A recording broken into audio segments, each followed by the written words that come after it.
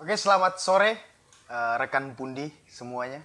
Kembali lagi bersama saya Haryono Kapitang di channel Pundi Official, tajam dan mencerahkan.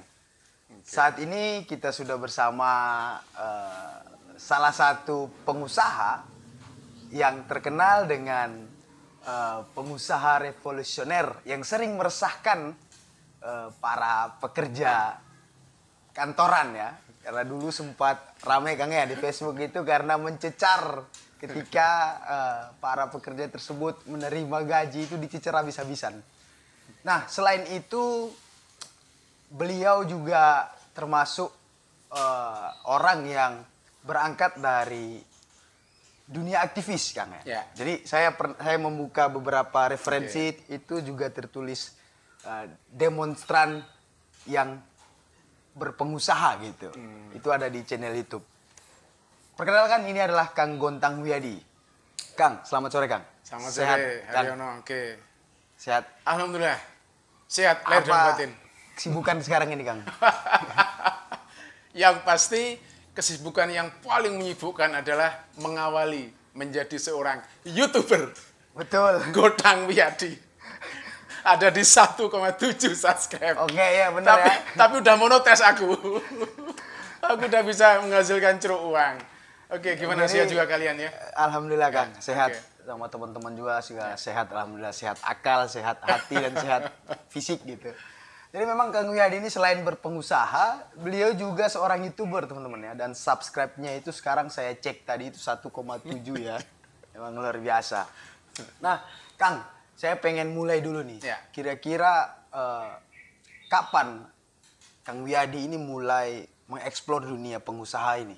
Oke. Tepatnya di tahun 2012, saya ingat saya itu. Jadi tatkala saya berani mengumpulkan air kencing dalam botol aqua, kemudian saya bawa ke kampus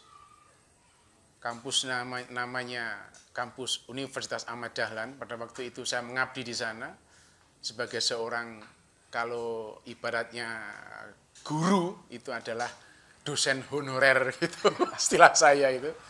Saya mengabdi hampir 2 tahun, dan di fase mungkin jalan 3 atau 4 tahun yang saya rasakan adalah pendapatan yang saya dapat dari proses mengajar itu tidak sebanding dengan kebutuhan yang saya butuhkan. Karena alhamdulillah pada waktu itu seingat saya tahun 2014 itu Allah karuniai 3 orang anak. Kita masih numpang di pondok pesantren. Nah, di titik didih itulah saya berani memutuskan bahwa mudah-mudahan tahun depan tidak lagi kembali memarkir motor ini di parkiran dosen MUAD itu. Itu tatkala tingkat kepepetan kebutuhan atas pendapatan itu sudah sangat kritis menurut saya. Karena apa yang saya dapat tidak mencukupi dengan kebutuhan yang saya butuhkan. Tepatnya di tahun 2014. Oke. Mengambil keputusan semacam itu saya kira Kang ya butuh keberanian ya, butuh mentalitas lebih. Apa sebenarnya yang menjadi motivator terbesar dalam diri Kang Wiyadi waktu itu? Oke. Jadi gini. Pertimbangan itu ada pertimbangan emyeh-emyeh atau pertimbangan receh. Tapi juga ada pertimbangan yang berat. Nah, saya kasih clue-nya itu pertimbangan yang berat. Kenapa? Ini saya jawab, pertimbangan ini itu kaitannya sama aspek ideologis. Jadi begini menurut saya. Orang tergerak menjadi seorang pengusaha itu ada 3 pertimbangannya. Yang pertama adalah kebutuhan atau landasan praktis lah ya atas kebutuhan sehari-hari. Terus yang kedua itu adalah karena faktor dia sudah tidak lagi mendapatkan tempat untuk mencari maisha selain menjadi seorang pengusaha. Artinya ijazahnya gak payu, skillnya gak laku, mulutnya juga gak laku. Terus pahit-pahitnya hidup, maka dia yang pilih jadi pengusaha. Nah, saya bukan menjadi bagian dari pilihan yang 1 atau yang 2, tapi saya mengatakan bahwa saya sejelek-jelek jadi pengusaha, pilihan saya adalah karena pilihan ideologis. Jadi saya menjadi pengusaha itu karena panggilan hidup. Panggilan hidup. Panggilan hidup. Kenapa begitu? Karena begini, semenjak saya mengawali jadi pengusaha, itu saya nggak butuh dapat penghasilan. Saya nggak butuh dapat keuntungan, dan saya nggak butuh dapat pendapatan. Yang ingin saya kerjakan adalah proses meniti sebuah kesabaran untuk mengerjakan sebuah tindakan, mengelola peluang, merubah menjadi mesin cetak uang, syukur-syukur kalau bonusnya ada keuntungan. Tapi menurut saya kerjaan itu, output yang ingin saya dapatkan adalah bermanfaat buat orang lain. Jadi ujungnya begini, saya melihat panggilan ideologis itu karena teks hadis itu mengatakan jikalau ada seseorang masuk ke hutan, kemudian mau mencari kayu bakar, lalu mengikatnya di atas pundak dan membawanya ke pasar, maka hal itu lebih baik kamu kerjakan untuk menutupi kehormatan kamu daripada engkau menjadi seorang peminta-minta. Teks letterleknya, kamu ngeteng ijazah kemanapun tempat, kalau ongkos ceritanya, outputnya adalah kamu jadi orang gajian, yaitu sama aja lu minta-minta. Oke. Konteksnya di situ. Nah, maka teks ideologisnya itu adalah melawan menjadi orang gajian. Itulah yang saya kerjakan itu. Intinya, saya ingin mendapatkan kedaulatan pada diri saya sendiri terhadap apapun pilihan yang saya pilih, dan itu ada di pilihan ideologis menjadi seorang entrepreneur atau pengusaha itu. Nah, itu menurut saya. Oke, rekan-rekan Pundi sekalian, memang cukup luar biasa saya kira motivasi yang muncul di dalam diri Kang Wiyadi ini, berangkat dari motivasi yang berdasarkan ideologis tadi ya. Kalau kita berkaca pada teori Islam sebagai ilmu Kuntowijoyo ini bentuk pengejawantahan Islam sebagai ilmu, ya kan? Yang kemudian berhasil mensejahterakan, memberdayakan diri sendiri. Nah, Kang, dalam meniti karir sebagai seorang pengusaha ya, tentu dia mengalami pasang surut, Kang. Kira-kira dalam konteks itu pasang surut, kondisi yang paling surut dalam meniti karir sebagai seorang pengusaha itu apa, Kang? Kira-kira? Jadi gini, buat saya menjadi pengusaha kalau pilihannya adalah karena faktor ideologis, itu harusnya nggak ada pasang surut. Logikanya begini, kalau dulu saya masih ingat betul kalau saya review proses saya tatkala mengawali jadi seorang pengusaha itu. Jadi apapun yang saya kerjakan, itu sampai hari ini ya, sampai hari ini. Apapun yang saya kerjakan di semua peluang, di semua item, dan di semua rumpun usaha yang saya kerjakan, itu pasti dari awal gagasan bisnis itu belum disemai dalam ruang praksis, itu sudah menjadi lab, laboratorium buat pembelajaran kawan-kawan yang lain. Contoh ini, sekarang saya di rumah itu mempunyai embrio bisnis namanya pembesaran burung cucak rawa. Jadi saya ke peternak, kerjasama, membeli abangan-abangan cak rawa yang baru lahir itu, terus saya lolos sendiri sama istri itu. Nah, dari awal, apa yang saya kerjakan itu karena, kok ada untungnya? Kok gede? Modalnya kecil, untungnya kok besar? Kerjaannya kok gampang? Itu langsung saya share. Teman-teman yang se-mainstream dengan pilihan itu, saya panggil ke rumah. Aku mau anyari mainan baru ini. Saya selalu seperti itu. Bahkan udah saya share di YouTube saya itu. Jadi begini yang mau saya katakan itu. Logikanya kalau orang menjadi pengusaha karena panggilan ideologis, pasang surutnya itu adalah kebermanfaatan buat orang lain itu langsung bisa banyak apa sedikit. Itu outputnya, bukan uang dulu. Tapi bolehlah ya, pertanyaan Haryono itu saya jawab dengan materialistis. Artinya begini, secara ideologis tidak ada pasang surutnya. Jadi siapapun orang yang terpanggil jadi seorang pengusaha karena panggilan ideologis, nggak ada pasang surutnya. Karena apa? Karena outputnya itu adalah kemanfaatan buat orang lain. Dan sebelum bermanfaat buat orang lain, kuncinya kan ada 3. Gaji dirinya sendiri, gaji orang lain, baru gaji Indonesia. Syukur-syukur langsung gaji dunia. Tapi kan poinnya kan di sini, gaji diri sendiri ini. Nah, menurut saya seorang pengusaha tatkala bisa gaji dirinya sendiri, itu selesai. Nggak ada pasang surut sudah. Udah the best, the winner, udah luar biasa menurut saya. Tapi kalau logika ini mau dibaca dengan kalkulasi matematis yang materialistik, semua pengusaha pasti mengalami pasang surut. Oke. Karena apa? Karena orang memulai itu kan pasti by proses. Betul. Dari level pengetahuannya cekek, tipis, minim, kemudian naik sampai dia detail menguasai semua lini bisnisnya. Nah, itu kan pasti linear dengan tingkat pendapatan. Tatkala masih bodoh, belum tahu banyak detail tentang logika bisnisnya, ya keuntungannya kecil. Tapi lambat laun, besar.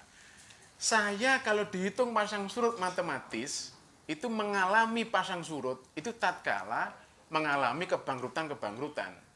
Wah, nggak cuma sekali dua kali. Saya pernah punya toko besi Aksara Baja di Jalan Imogiri Timur KM 10, bangkrut itu. Saya pernah punya gudang craft, bermain di kerajinan. Ini semua ini dagangan ini.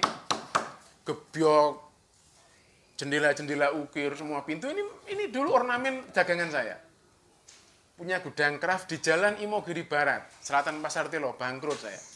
Terus saya punya Adit Teknik Wirakarya, persis di perempatan Wojo, bangkrut juga.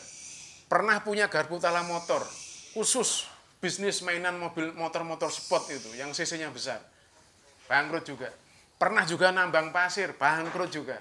Dan yang terakhir saya punya Nabura Fashion, ini juga bangkrut. Nah, pasang surut itu menurut saya biasa. Biasa tatkala apa? Tatkala seseorang berani ambil resiko untuk peluang yang baru demi ekspansi sebuah perusahaan. Dan itu hal yang biasa. Saya ngomongin bangkrutnya, tapi untungnya dari bangkrut itu yang nggak ada 10%-nya. Nggak ada 10%-nya. Ini yang kalian datengin di hari ini posko kita untuk mengerjakan bisnis media. Oke. Kalau kamu sempat membeli namanya aplikasi di Play Store, ada panduan hidup sukses, ada menjadi seorang entrepreneur hebat, ada banyak sekali. Kalau di situ ada tulisannya gawe media, itu perusahaan kita. Kalau kamu beli buku, ada judul namanya Sukses Planner, itu perusahaan kita. Di bawah gawe media. Nah, ini markas kita. Di bawah ada fitness, di samping ada kolam renang. Masing-masing semuanya ini adalah bagian dari yang saya sebutkan bahwa kerugian yang saya bilang secara matematis tadi itu tidak sampai 10% dari apa yang kita dapat. Oke. Ya artinya sangat logik gitu loh, bahwa seorang pengusaha kalau mau sukses ya harus mau mengalami pasang surut, bangkrut, Betul. untung. Lah yang jadi pertanyaan itu adalah tatkala kamu surut, seberapa energi yang kamu sediakan untuk bangkit dan melawan kesurutan itu. Itu nih saya catatannya itu. Oke, Kang. Menarik ya.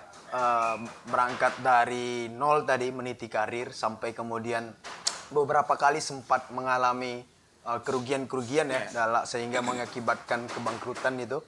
Nah, dalam konteks tata kelola wirausaha, Kang, apa kira-kira faktor penyebab utama dari usaha kita itu mengalami kebangkrutan? Ya, jadi ini banyak ya problem yang akhirnya jadi sebuah argumen untuk mereview biar kebangkrutan itu tidak kembali kita temuin. Betul. Banyak sekali bisnis itu faktor-faktor yang menyebabkan bisnis itu akhirnya stuck. Pertama, stuck. Yang kedua adalah bangkrut tapi masih bisa bangkit lagi. Atau yang ketiga, bangkrut, nyungsep, dan terkubur. Nggak bisa bangkit lagi. Menurut saya, aspek yang paling banyak menyebabkan perusahaan itu bangkrut, yang pertama adalah aspek pengetahuan, yang minim. Oke, aspek. Jadi, konstruk detail pengetahuan yang dimiliki oleh pebisnis, ini kalau saya mengaca pada diri saya sendiri, apa yang saya kerjakan semua pada bangkrut itu karena memang pengetahuan saya tipis di bidang itu sebetulnya. Saya banyak tergantung di kesalahan yang kedua, yaitu di tim. Oh, teamwork. Jadi pertama pengetahuan nggak begitu punya, terus yang kedua kesalahan memilih tim. Yang ketiga, itu kesalahan memilih mitra pendonor, investor, pemodal. Yang ketiga ini. Saya jujur, toko besi itu berawal dari keteledoran dan keserampangan pinjem bank, tapi tidak punya simulasi dan logika bagaimana menyaur pinjaman bank yang sebulannya 12.500.000 itu dengan logika toko bangunan. Itu saya belum punya, dari awal langsung nekat. Jadi belum pernah punya pengalaman di situ dan belum pernah tahu tentang seluk-beluk itu. Taunya kita main di properti, daripada properti kita beli di orang lain dengan toko miliknya orang lain. Nah, kenapa kita nggak mencoba buat toko sendiri? Ternyata memang nggak sesederhana yang saya bayangkan itu. Dan akhirnya itu bangkrut. Ya, dana yang ketiga itu. Dan yang keempat adalah jelas kesalahan manajemen. Ini sangat fatal kalau orang udah berbisnis, manajemennya dari awal itu tidak memakai pendekatan manajemen profesional. Nah, kita manajemennya amburadul, tidak tertata, tidak terkonstruk dalam basis komputer atau basis pembukuan yang modern, tepat, sehingga mohon maaf banyak kebocoran-kebocoran yang akhirnya di ujung waktu itu membebani kita dan menghancurkan kita. Dan yang terakhir adalah karena rumusan pengelolaan pelayanan konsumen yang salah. Mohon maaf. Yang saya alami kebangkrutan di toko gudang craft itu adalah tatkala meminjamkan barang pada orang lain, baliknya itu tidak sesuai dengan kesepakatan. Wes. Hutang yang berlarut-larut tidak terbayar, akhirnya perusahaan kita semakin hari semakin melemah, dan akhirnya bubar. Yang terakhir itu yang harus hati-hati. Ya, pelayanan di konsumen di tingkatan kemitraan pendanaan. Dan keuangan ya. Itu teman-teman ya. Jadi 5 aspek itu. Ada 5 faktor yang kemudian menyebabkan kerugian ya untuk perusahaan yang dibangun gitu. Betul. Nah, Kang, saya pernah baca dalam ini dalam konteks pendidikan ini. Jadi Buya Syafi'i itu pernah menuliskan tentang pendidikan sebagai pemberdayaan. Nah, bagaimana menurut Kang Wiyadi soal itu? Saya sepakat Bagian dari yang dikerjakan di pendidikan itu adalah pemberdayaan. Tapi terbesarnya adalah pendidikan itu, outputnya itu adalah menanamkan nilai-nilai luhur, nilai-nilai moral, peradaban, atau segala budidaya manusia yang membuat orang itu semakin beradab dan semakin bisa memanusiakan manusia. Itu adalah tujuan dari sebuah pendidikan. Nah, tujuannya seperti ini, yang dikerjakan bagian terkecilnya ada sekup, yaitu pemberdayaan. Apa itu?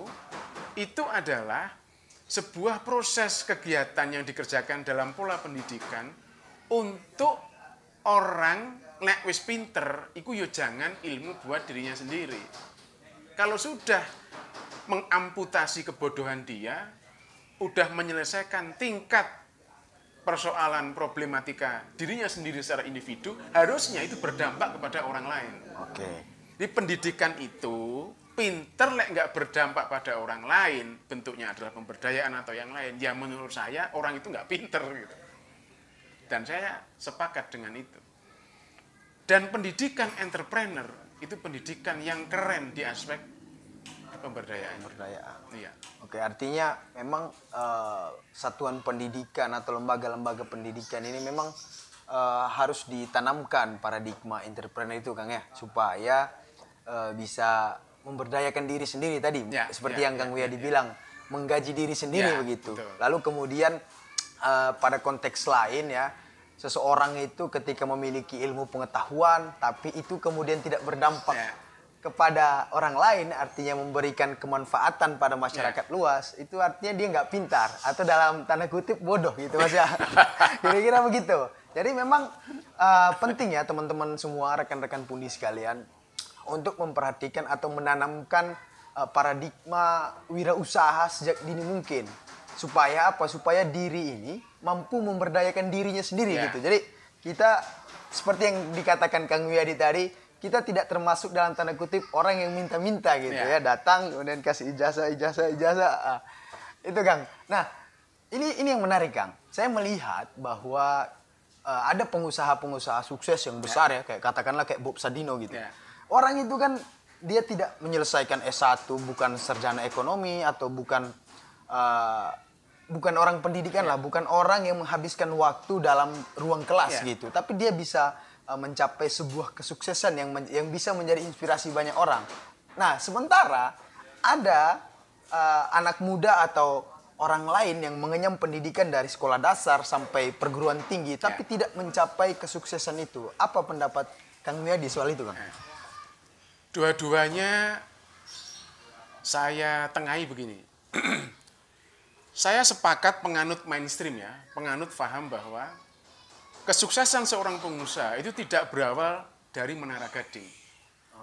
Seorang pengusaha sukses itu dilahirkan dari kebrutalan pasar, dari kesabaran berproses, berkompetisi, hantam-hantaman sama lawan, menggunakan otak, otot, serta bagian dari kecerdasan sosial dia untuk bertahan.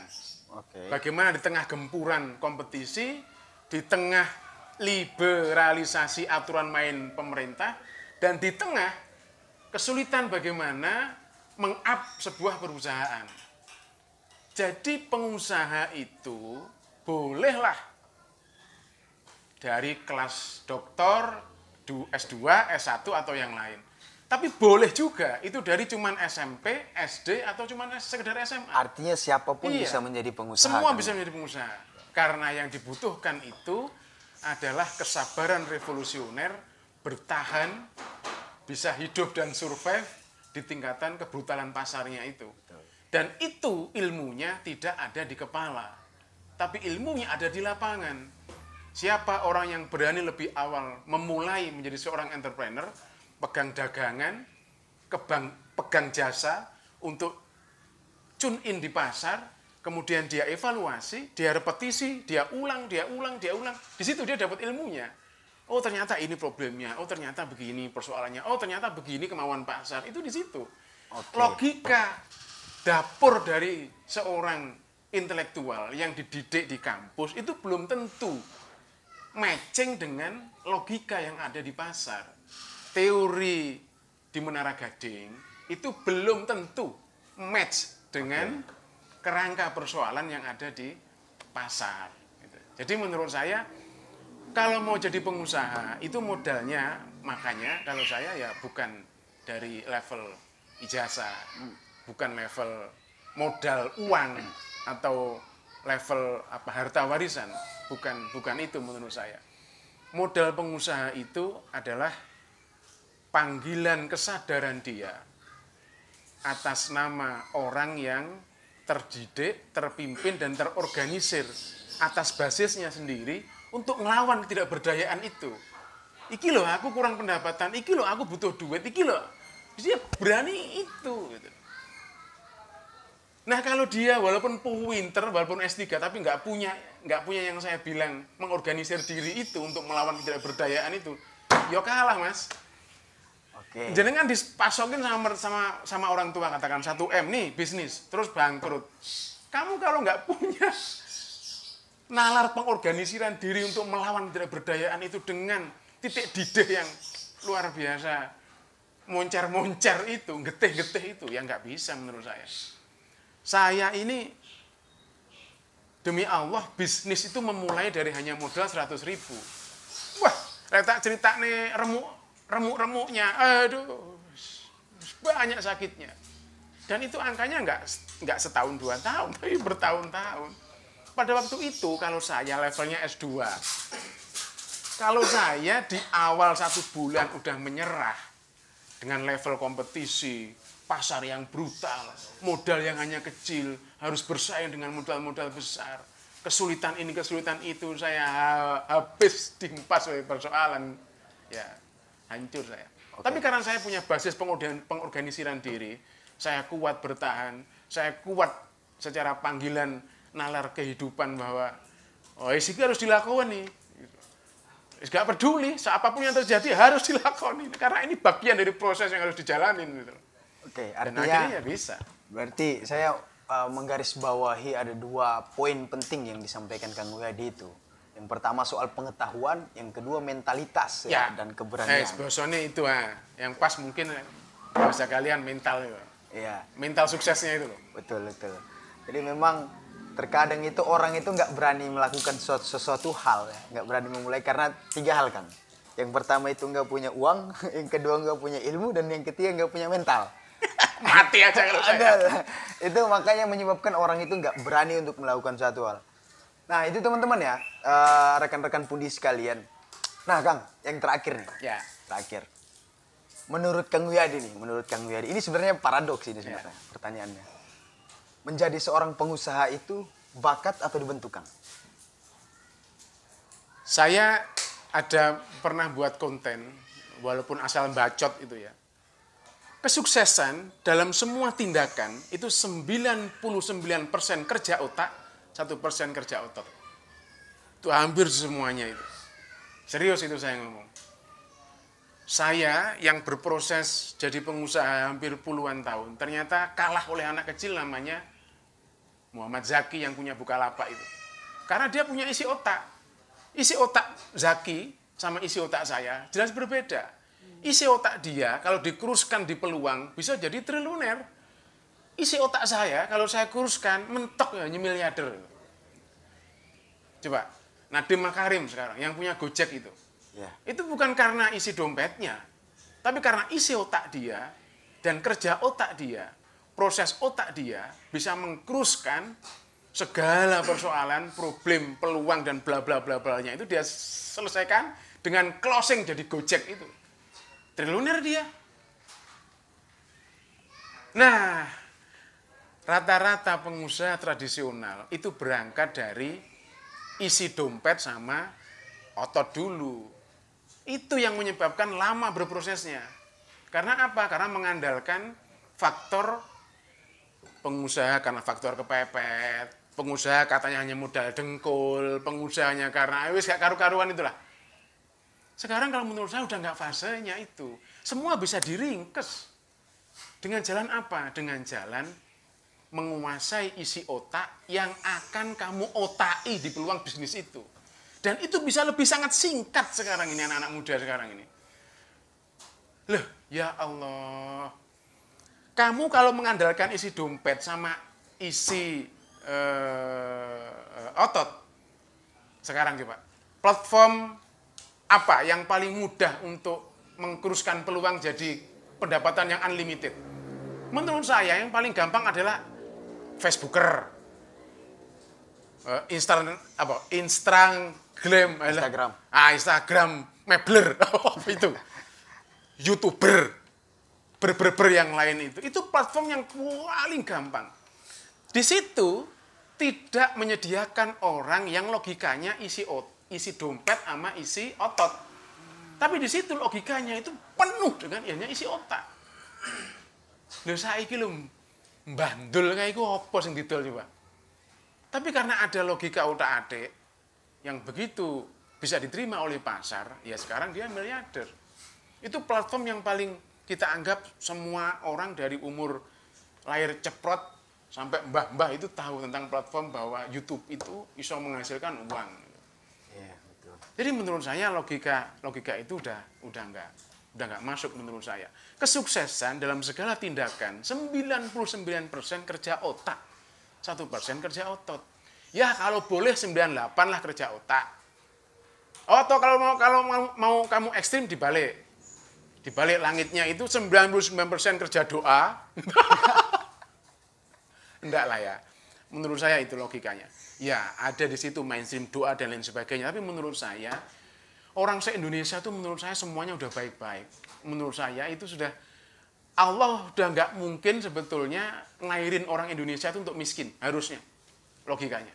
Ya, pelajari secara sungguh-sungguh. Menjadi pengusaha itu adalah pilihan hidup kita. Biar nanti kamu kalau dapat grengnya di panggilan hidup secara ideologis pilihan jadi pengusaha, itu enak betul ngelakonin prosesnya itu. Keren betul. Karena apapun yang ketemu di lapangan, baik bangkrut, untung, atau yang lain, itu kita adanya adalah happy. Karena apa? Karena mampu bermanfaat buat orang lain. Dengan ngasih pekerjaan, dengan ngasih gaji tiap bulan, dengan ikut memutar barang dari arus produsen ke arus konsumen, dan lain sebagainya. Satu itu. Terus yang kedua, pelajari konstruk pengetahuan bisnisnya itu lebih awal. Sekarang YouTube, sekarang Google, sekarang platform-platform kepintaran yang ada di internet itu berjibun banyaknya. Jadi ilmu yang mau kamu tekuni di lini bisnis apa, itu dalam waktu 30 sampai 1 jam, itu udah sangat keren dapat ilmunya itu. Itu yang kedua, konstruk pengetahuan. Dan yang ketiga, miliki otot yang balung besi. Membaca gitu loh. Titik didih otot kamu tuh harus keren. Karena apa? Karena menurut saya, bisnis apapun yang akan kamu pilih itu tetap saham terbesarnya itu adalah otot. Nah, menurut saya ya kamu jangan ingkrih-ingkrih gitu loh. Lakonin, harus kena panas, kena badai, kena hujan, ngelembur 24 jam ya biasa gitu loh. Itu menurut saya. Yang keempat adalah otot. Yang ketiga adalah otot. Yang keempat, miliki darah seorang pengusaha besar. Darah pengusaha besar itu adalah pengusaha bukan dianggap besar sukses karena dia memiliki pendapatan miliaran, punya gedung-gedung bertingkat, punya pegawai ribuan, bukan. Pengusaha sukses, pengusaha besar, pengusaha hebat itu adalah pengusaha yang mampu mengajak orang lain untuk berubah dan memberontak. Itu pengusaha besar. Miliki darah itu. Dari awal, kamu, ya oke lah pendapatan kecil. Tapi kamu sudah bisa menginspirasi orang lain, sudah bisa mempengaruhi orang lain untuk berubah pendapatannya. Itu menurut saya, kamu udah orang besar. Dan yang terakhir, menurut saya, miliki kesabaran revolusioner dalam proses-proses bisnisnya. Bangkrut biasa, stuck biasa, dihajar kemudian kamu tengkurap itu biasa. Yang tidak biasa, tatkala kamu hancur, kamu punya energi yang meledak-ledak untuk bangkit lagi, bangkrut, bangkit lagi, digembleng dirimu sendiri, dan kamu bisa bangkit lagi. Itu yang jadi poinnya. Titik didih kesabaran revolusioner dalam berproses. Terima kasih, ingat omongan saya, seberapapun kegagalan kamu di hari kemarin atau hari ini, esok adalah harapan baru buat orang yang mau berubah, titik. Oke, itu teman-teman ya, statement atau pertanyaan terakhir kita yang dijawab dengan cara yang menggebu-gebu. Saya seperti berbicara dengan seorang Soekarno, tapi itulah watak atau karakter dari Kang Wiyadi. Beliau ini ketika menyampaikan atau berdiskusi dengan anak muda, kita sering berdialog juga dan bertemu juga. Beginilah beliau menyampaikan argumennya dengan menggebu-gebu penuh semangat. Ya, itu teman-teman semua, rekan-rekan pundi sekalian.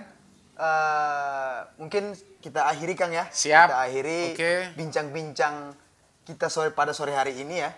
Jadi kita tema sore hari ini adalah berbincang tentang pendidikan berbasis entrepreneur ya. Oke, sekian dari saya. Billahi fi sabilil haq fastabiqul khairat. Assalamualaikum warahmatullahi wabarakatuh. Selamat sore.